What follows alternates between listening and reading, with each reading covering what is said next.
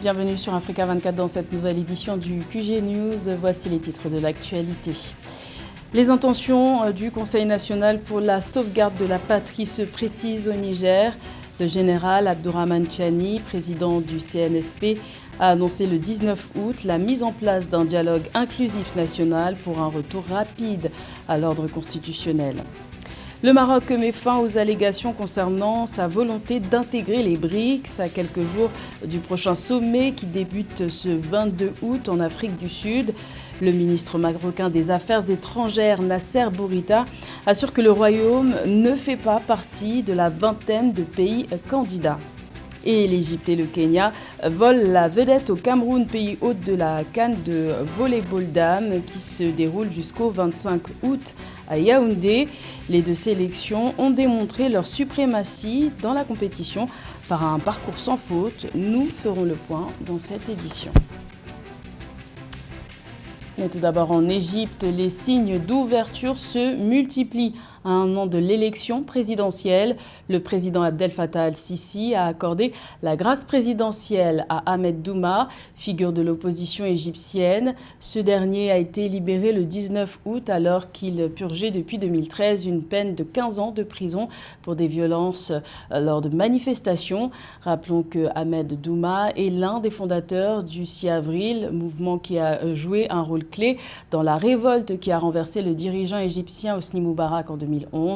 L'opposant de 37 ans est aussi connu pour avoir publié un recueil de poèmes intitulé Curly depuis sa prison où il était placé en isolement grâce à l'aide de ses avocats. Son livre publié en 2021 avait d'abord été exposé à la foire du livre du Caire avant d'en être retiré pour, je cite, des raisons de sécurité. Fin de citation.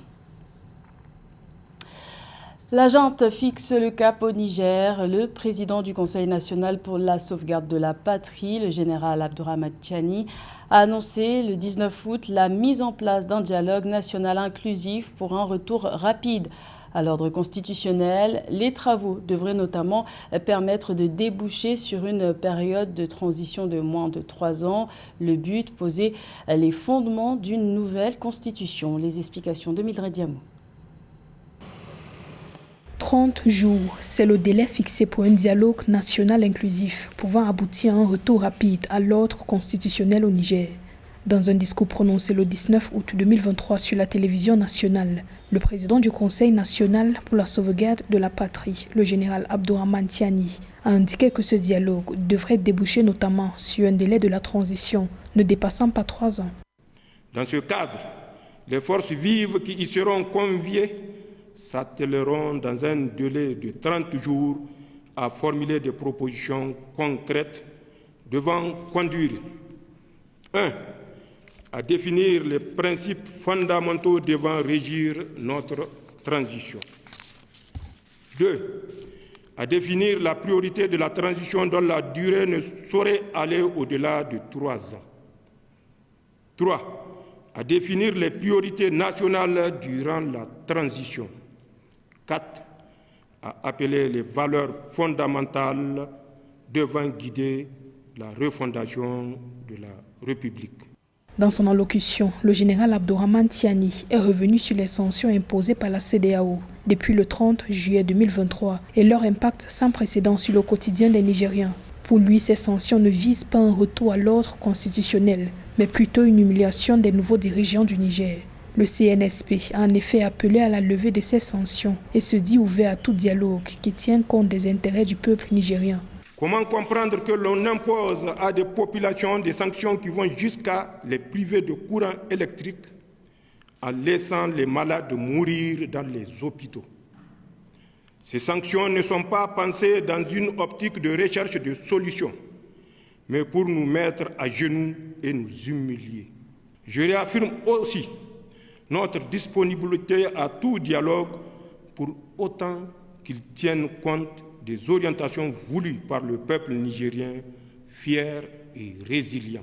Le général Tiani a réaffirmé que l'intention du CNSP n'est pas une confiscation du pouvoir, mais une démocratie porteuse du bien-être des Nigériens. Alors que l'option militaire de la CEDEAO contre la junte nigérienne se précise, le CNSP réitère son désaccord, quant à toute ingérence étrangère, à travers ce qu'il qualifie d'agression militaire du Niger. La junte met en garde qu'une intervention militaire contre le Niger aura des effets dévastateurs sur toute la région. De son côté, la communauté économique des États de l'Afrique de l'Ouest, CEDEAO, continue de dessiner les contours d'une éventuelle intervention militaire au Niger pour rétablir l'ordre constitutionnel. L'organisation sous-régionale a assuré le 18 août que le jour d'une possible intervention a été fixé, mais la voie diplomatique reste privilégiée. Une délégation s'est rendue à Niamey le 19 août. Plus de détails avec Philomène Tin. La communauté économique des États de l'Afrique de l'Ouest, CEDEAO, qui se disait prête à utiliser la force pour rétablir l'ordre constitutionnel au Niger, privilégie maintenant la voie diplomatique. Une délégation de l'instance sous-régionale s'est rendue à Niamey au Niger ce samedi 19 août 2023 et y a rencontré le président déchu Mohamed Bazoum, retenu depuis le coup d'État du 26 juillet 2023. Vous savez, la situation au Niger, c'est une situation assez compliquée au-delà de l'aspect sécuritaire. C'est aujourd'hui un défi pour les dirigeants de l'espace, de la CEDEAO, en ce qui concerne la prolifération des coups d'État ça et là à travers cet espace. Je pense que cette option n'a jamais été écartée et d'ailleurs, c'est l'option la plus privilégiée. Vous savez, la menace militaire, c'est juste une façon d'accentuer la pression, c'est une façon d'ouvrir un couloir de dialogue afin d'arracher un compromis avec les dirigeants du Niger. La CEDEAO s'est dite optimiste quant à l'acceptation par les militaires au pouvoir au Niger de dialoguer avec elle. Cette délégation avait rencontré plutôt des membres du Conseil national pour la sauvegarde de la patrie CNSP, dont le général Abdourahmane Tiani, nouvel homme fort du Niger. Même si il y a de minces espoirs aujourd'hui qui sont là avec la fermeté qu'affiche le CNSP, je pense que la sagesse va dominer les passions. Les dirigeants du Niger vont mettre en avant l'enjeu sécuritaire qui plane aujourd'hui sur l'espace de la CEDEAO en acceptant de rétablir l'ordre constitutionnel et en instaurant Mohamed Bazoum dans ses fonctions de président de la République. À la suite de cette visite de la délégation de la CEDEAO au Niger, le général Abdourahmane Tiani, chef des putschistes, a annoncé la préparation d'un dialogue national inclusif qui permettrait de poser les bases de la transition pour une période de 3 ans maximum. Il a de nouveau mis en garde les pays étrangers contre une éventuelle intervention militaire au Niger. Le Maroc fait une mise au point quelques jours avant l'ouverture du sommet des BRICS qui se tiendra du 22 au 24 août en Afrique du Sud, un rendez-vous auquel le pays ne compte pas participer. Le ministre marocain des Affaires étrangères Nasser Bourita a récemment indiqué que le Royaume ne faisait pas partie des 23 pays candidats pour intégrer le groupe des BRICS composé du Brésil, de la Russie, de l'Inde, de la Chine et de l'Afrique du Sud. Les précisions de Philomène Tin. Le Maroc dément formellement les allégations selon lesquelles le Royaume est candidat pour intégrer les BRICS ou de participer à la réunion BRICS Afrique qui se tiendra du 22 au 24 août 2023 à Johannesburg en Afrique du Sud. Cela fait suite à la déclaration antérieure du ministère sud-africain des Affaires étrangères d'un intérêt du Maroc pour une éventuelle adhésion aux BRICS. Le Royaume n'a jamais formellement fait acte de candidature au groupement BRICS. La diplomatie sud-africaine s'est une fois de plus arrosé le droit de se prononcer sur le Maroc et ses relations avec les BRICS, sans consultation préalable. Les questions liées à des perceptions qui ne reflètent en rien la réalité. Toutefois, le Maroc a indiqué que le Royaume demeure attaché à un multilatéralisme efficient, solidaire et rénové. Ainsi, l'avenir des relations du pays avec le groupe s'inscriront dans les orientations stratégiques de la politique étrangère du Royaume. Il faut le rappeler, le Maroc et l'Afrique du Sud entretiennent des relations difficiles en raison de la position de Pretoria dans le dossier du Sahara occidental. Le Maroc affirme par ailleurs entretenir de bonnes relations de coopération avec les autres membres du groupement BRICS, soulignant à cet effet être lié à 3 d'entre eux par des accords de partenariat stratégique.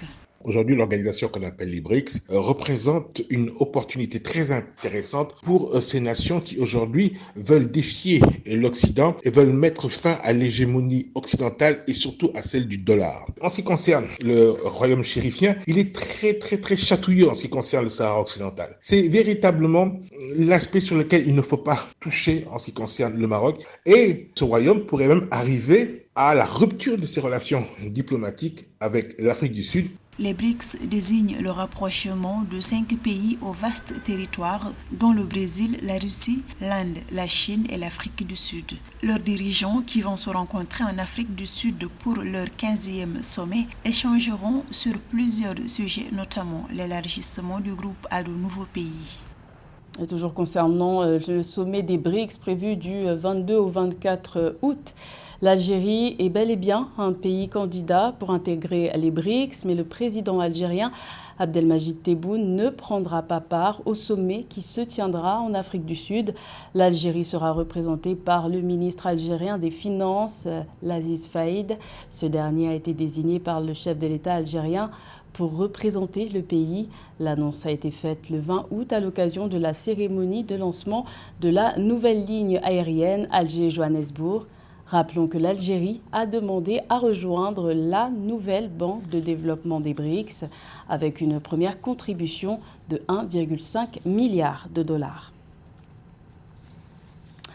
L'adoption en Ouganda d'une loi anti-homosexualité en mai 2023 passe mal auprès de la communauté internationale. La Banque mondiale a annoncé le 8 août qu'aucun nouveau financement pour l'Ouganda ne sera soumis à son conseil d'administration en raison de cette loi. Une décision fustigée par le président Yoweri Museveni qui dénonce une instrumentalisation des aides et des prêts par les pays occidentaux. Les explications de Marcel Kwasiamouin. En Ouganda, le président Yoweri Museveni s'insurge contre l'instrumentalisation des prêts et des programmes d'aide internationaux après la décision prise par la Banque mondiale le 8 août de suspendre le financement de nouveaux projets. L'organisation juge répressive la loi anti-homosexualité promulguée par le pays en mai 2023. En réaction à cette mesure, dans une déclaration publiée le 17 août 2023, le président ougandais critique l'instrumentalisation de l'aide et des prêts étrangers par des lobbies néocoloniaux. Pour le président Yoweri Museveni, les prêts étrangers ne constituent pas des éléments décisifs à la transformation socio-économique du pays d'Afrique de l'Est. Je voudrais réitérer que l'aide et les prêts étrangers sont les bienvenus et peuvent être d'une certaine utilité s'ils sont conçus et exécutés par des patriotes, mais ne sont ni des éléments décisifs ni indispensables pour notre transformation socio-économique souhaitée. Selon le président Yoweri Museveni, l'aide et les prêts internationaux devraient contribuer à ralentir la crise croissante actuelle en Afrique et maintenir la sécurité et la stabilité sur le continent. Le chef d'État dénonce la situation des pays africains réduits à être exportateurs de matières premières brutes qui font perdre d'importants revenus. En ce qui concerne l'Ouganda, le dirigeant affirme que son pays se développerait avec ou sans emprunt. Cette sortie du président Yoweri Museveni traduit aujourd'hui l'état d'esprit de populations africaines, mais aussi de nombreux dirigeants africains qui ont bien compris que les crises multisectorielles que connaît le continent ne trouveront pas une issue favorable qu'avec la seule aide au développement d'une part, et d'autre part, l'Afrique ne sortira pas du sous-développement, il faut le reconnaître, qu'en misant sur la main tendue vers les États occidentaux, c'est-à-dire l'aide publique au développement. Reconnaissons aussi que le président Museveni a bien raison de reprocher à ses pairs le bradage des matières premières brutes. Pour se développer et relever la taille de l'économie à 550 milliards de dollars dans les prochaines années, contre 55,2 milliards de dollars en 2022, le pays envisage l'expansion du secteur des services, la transformation des matières premières et la construction du savoir. Yaoundé accueille jusqu'au 25 août la Coupe d'Afrique des Nations de volleyball dames, compétition dominée par l'Égypte et le Kenya. Jusqu'à présent, les deux sélections dominent la compétition grâce à un parcours sans faute. L'Égypte prend provisoirement la tête du groupe A avec 12 points, devant le Cameroun, et le Kenya est en tête de la poule B. Les précisions de Séverin Douque. L'Égypte et le Kenya étalent leur suprématie dans cette CAN de volleyball dames qui se déroule au Cameroun. Après sa victoire sur le Cameroun lors de la troisième sortie, l'Égypte a écrasé le Nigeria samedi 19 août, 3 manches à 0, 25-14, 25-17, 25-20. Elle prend provisoirement la tête de la poule A avec 12 points, devant le Cameroun 9 points. Ça nous donne la force de continuer, je suis fière de chacun de nous. Nous voulons finir en tête pour terminer facilement. Le Kenya, l'autre favori de cette compétition, ne lâche rien. 4 victoires en autant de sorties avec la même domination sur ses adversaires, 3-7-0. La compétition gagne en intensité. De leur côté, les Lions indomptables du volleyball, triple tenantes du titre, savent qu'elles n'ont pas le droit à l'erreur. Si elles accusent quelques défaillances techniques du collectif, comme lors de la rencontre contre l'Égypte, elles se sont relancées dans la voie de la victoire contre l'Algérie. Elles se montrent confiantes pour la suite de la compétition. Sincèrement, nous, on reste confiantes. Qu'on soit mené 23-0, on pense que, on ne pense qu'à la victoire. On se dit qu'on peut toujours, même si c'est 24-0. Je pense que c'est cet état d'esprit qui nous remet en fait dans le match. Nous nous rapprochons de notre objectif qui est d'abord de terminer premier de la poule, puis d'accéder à la phase à élimination directe. Nous sommes prêts, tout se passe bien jusqu'ici et nous avons hâte d'être en finale. Dans la poule B, le Kenya arrive en tête avec 12 points, suivi du Rwanda, 9 points. Le Burkina Faso et le Lesotho ferment le classement avec 3 points et 0 points respectivement. C'était le journal de la rédaction. Merci de l'avoir suivi. L'information continue sur Africa 24.